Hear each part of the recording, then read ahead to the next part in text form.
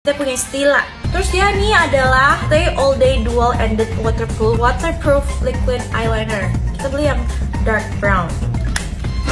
Menariknya ini adalah dia ada dual ended. Yang ini yang kecil ujungnya, tipnya kecil, dan yang ini yang lebih gede. Oke, next aku punya ini juga. Ini adalah Hourglass Airbrush Concealer Vanish in shade Vanish.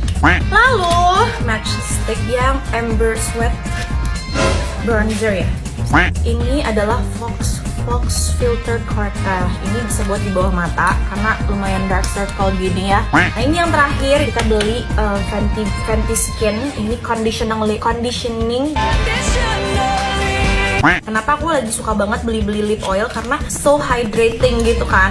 Kemarin itu aku nyari sendal jelly. Nah ternyata di Thailand itu ada yang namanya Jelly Bunny. This one. Ada sendal ini. It's so cute. Tuh. Lucu banget. Thank you for watching my haul. See you on the next haul. Bye.